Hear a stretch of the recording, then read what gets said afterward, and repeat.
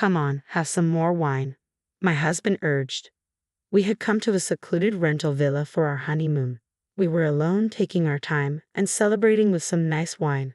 However, after only 2 glasses, I felt strangely tipsy, and the room started to spin. Already drunk? You're hopeless, he teased. After drinking the water my husband handed me, I was suddenly overcome with sleepiness. Maybe I've been busy and tired lately, but when I glanced at my husband, instead of looking worried, he seemed to be smiling for some reason. Then I remembered a note from a stranger that had been handed to me. It said, "Run away now. My name is Mary, and I'm 27. We had our wedding 6 months ago and finally went on a slightly delayed honeymoon. I met my husband William 3 years ago in a cooking class. He's 12 years older, but we get along great and share the same taste in food. We also both lost our parents at an early age, so it was natural for our relationship to deepen and lead to marriage. Though we had our wedding, our work was so busy that we could only take a 1-week break. So we looked for a place where we could relax and chose a natural, serene location for our honeymoon. The rental villa where we were staying was just over 3 hours by car from home. On the way, we stopped at a restaurant for food as I was getting hungry. From there, the villa was about 2 more hours away. I had felt like someone was watching me since we entered the restaurant. After finishing our meal, a waitress handed me a small note as I stood to go to the restroom. The paper read, "Escape now without being noticed." I tried to ask what it meant, but the waitress had already disappeared into the back of the restaurant. I didn't see her face, so I didn't know who handed it to me. I thought it might be a cruel prank, but when I entered the stall and looked at the note again, there were digits that seemed to be a phone number. What on earth is going on? The excitement of our honeymoon suddenly gave way to an uneasy feeling. Who was that woman earlier? Driven by a desire to find the woman and inquire about this note, I heard voices from outside the restroom. "Hey Mary, are you okay? Feeling sick?" My husband called out. "No, nothing's wrong. I'll be out soon. Just wait at the table," I replied, lying on the spot. Unsure of whether or not to show my husband the note, I stuffed it deep into my pocket. Our long-awaited honeymoon, which had been filled with joy and excitement, suddenly became clouded with uncertainty. I felt I mustn't let my husband sense my inner turmoil, so I acted more cheerful and lively than usual as we left the restaurant. Next, we stopped at a supermarket to buy food and drinks and arrived at the remote rental villa 2 hours later. As we relaxed, walking together and enjoying our leisure time, I began to forget about the note. By evening, we decided to make our favorite dishes. I made his favorite hamburger steak, and he made mashed potatoes. We savored our meal across the table, toasting with wine and enjoying lively conversation, feeling so happy.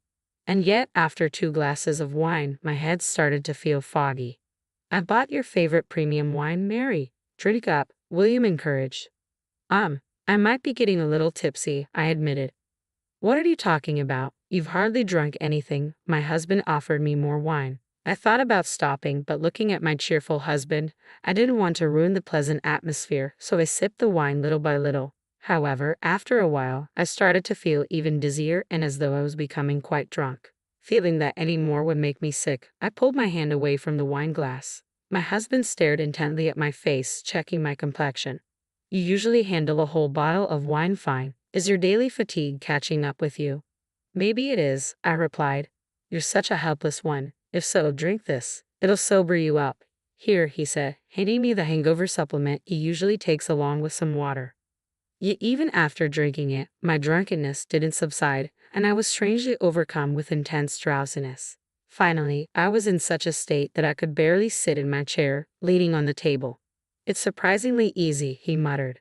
Opening my eyes slightly at those words, I saw my husband, instead of looking concerned, had an eerie smile on his face.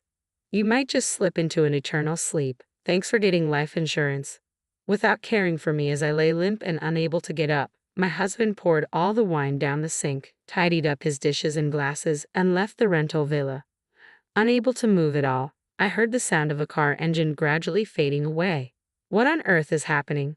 The note that the waitress gave me flashed through my mind. "Run away now," might have been anticipating this situation. The last words my husband said echoed in my mind. "Thanks for getting life insurance." Just thinking about the meaning of these words sent a chill down my spine, with terrifying thoughts popping up one after the other. By the way, it was him who first brought up getting insurance. Within a week of our marriage, my husband strongly urged us to take out life insurance together. When I hesitated, feeling something was off, he said, looking sad, "Life insurance is like a charm for us. In case something happens, since both of us have lost our parents, I thought it'd save us from hardship if something went wrong." I was convinced at the time, but now, could it be that he's been targeting this all along?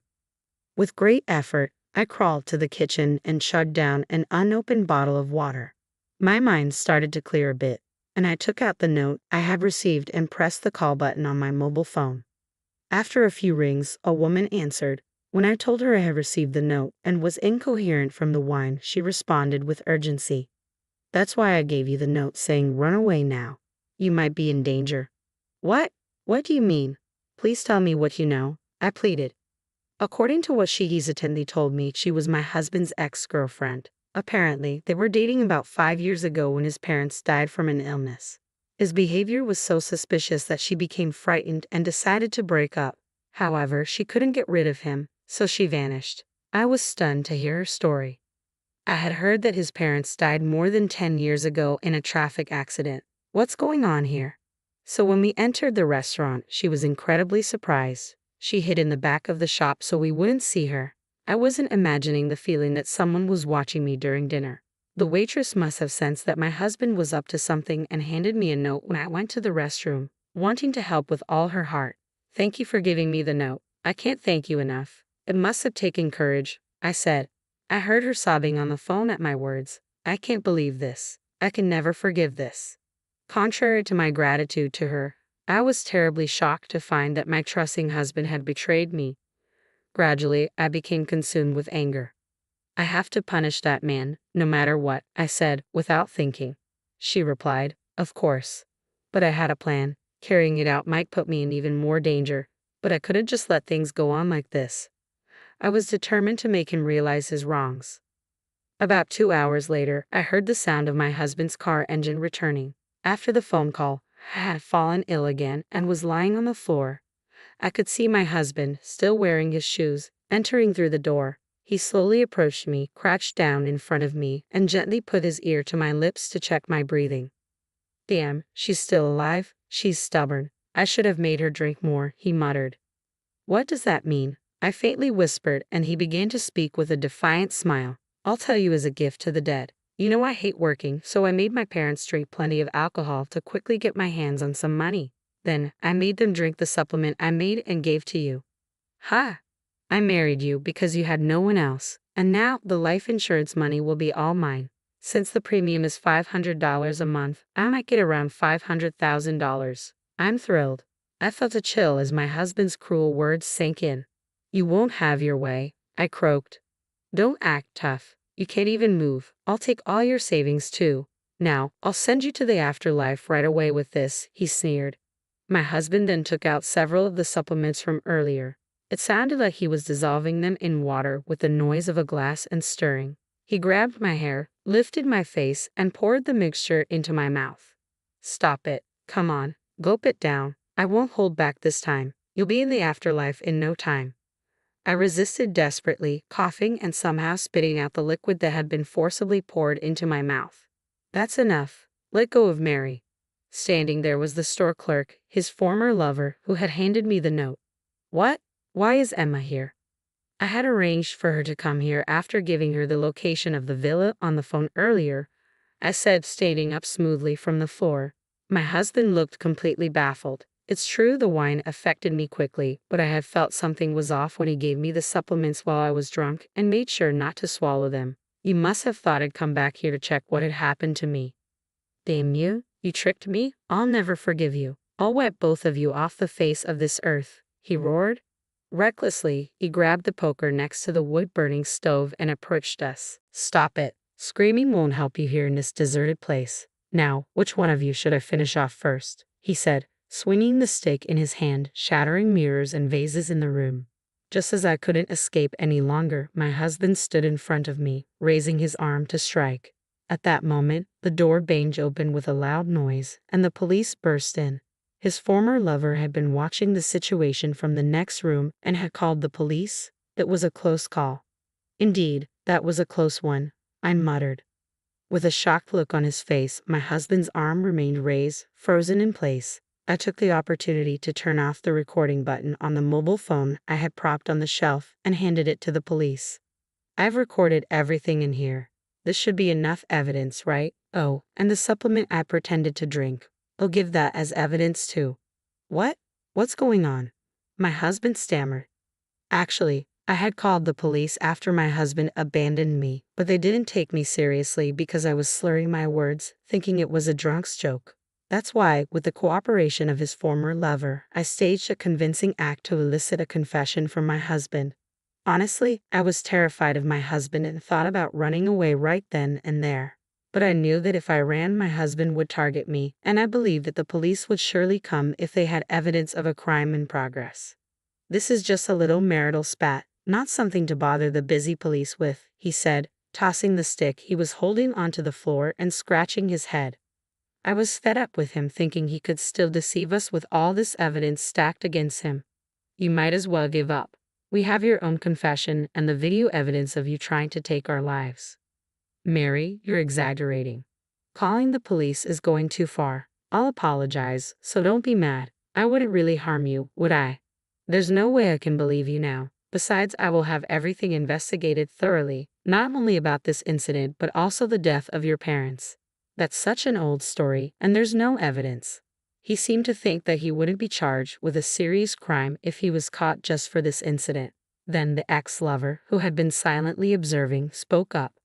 I'm not sure if this will be helpful, but I have stored everything he said at that time and anything that seems to be evidence. Really? No, no way. I don't want to waste my life over something like this, my husband stammered. My husband tried to escape, but he was quickly caught by the police, handcuffed, and taken away in a patrol car. He shouldn't be able to get out of detention for a while. Watching the patrol car get smaller, I felt a release from anxiety. Emma, are you hurt? I asked. I'm fine, but I was scared. We don't know what would have happened to us if the police had arrived a few minutes later. I knew my life was in danger, but it was all to expose this man's deeds. Thank you for courageously giving me the note. If it weren't for you, I don't know what would have happened to me. I owe you my life. No, I think it was resolved because you believed in me and Mary acted without considering her own danger. I'm just glad you're safe. This should ease the pain of losing my in-laws. But it was indeed a terrifying experience. Afterward, we couldn't stop trembling for a while. Soon, my husband's attempts on my life and his taking of his parents' lives would be exposed. Of course, I'm divorcing him and canceling my expensive life insurance policy. Now all I have to do is wait for him to be judged. I'm scared but truly relieved that such a terrible person was not left at large. I'm hoping to find someone I can be with for life, and I'm learning from this. Please be careful with men who try to sell you life insurance.